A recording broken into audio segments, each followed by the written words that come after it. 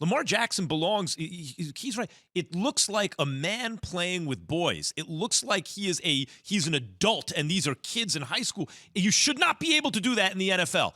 His team is banged up, Jay, like you mentioned, and they're winning. The time has come to ask, is he the best player in football? And let me be who's, you don't even need to go any further, Max. Who's better? Okay, here was the knock against Lamar. No, but I mean, like, when you look at the league, in just a snapshot of the league, who's bet? Kyler Murray and him you could have that conversation about the best player, because when you look on defense, I mean, who's better than them on defense?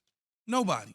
And who's better than those two on offense? Nobody. But the difference, okay, so here's what it comes down to. Maybe Josh Allen you could argue that. Here's what it comes down to for me. Lamar wins the MVP. Oh my God. But in his first playoff game, he was really bad. In the first half especially. Got better in the second half. He made improvements but wasn't there. Meantime, Mahomes was balling out in the playoffs. Then his next year, he doesn't win MVP, but he's much better in the playoffs, but they lose. Then last year, they won a playoff game. So now this year, I think what I'm waiting to see is can he do this, what he's doing in the regular season, in the playoffs? They don't have to win the whole thing, but can they make a run, win a couple of playoff games? If they do that, it's going to be hard to say he's not the best player in football. I honestly think that they have a strong possibility and chance to be playing in SoFi Stadium in February, or is it late January, early February for the Super Bowl. I honestly think that. And, yes, he can take the next step because things slow down. He's getting better and better at understanding the game.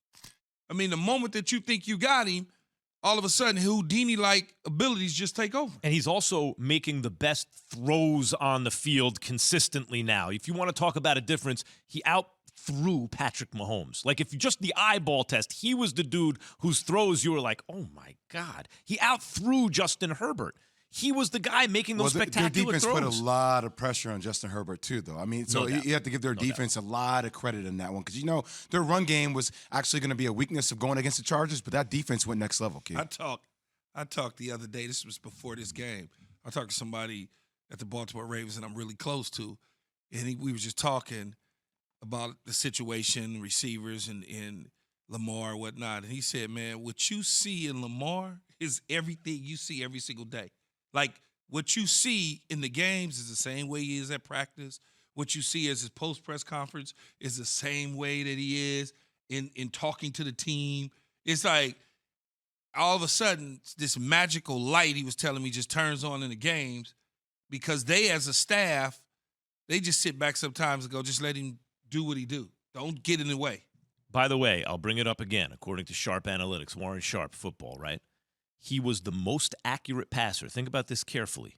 At age 21, Lamar Jackson, statistically, was the most accurate passer in the history of the NFL.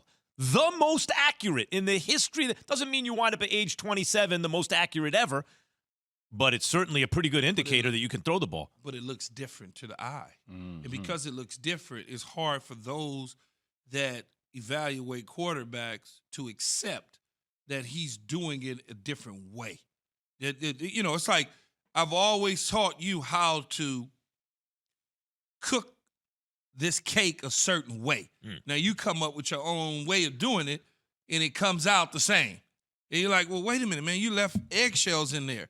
Well, it's still the same cake. It didn't come out the same. It came out better. You're like, hold on. It came out better with eggshells in it? Jay, you know what I think that is, Key? You know what I think that is? Because technique is a means to an end, right? But for 99.999% of people, right, if you don't have that technique, you will not achieve the end you're looking for. There are rare exceptions where they can achieve the end with a technique that's not what everyone else needs to kind of abide by. But right? it's in all sorts of sports though, whether it's basketball, he can't shoot because he's not his elbows not Lonzo tucked Ball. In.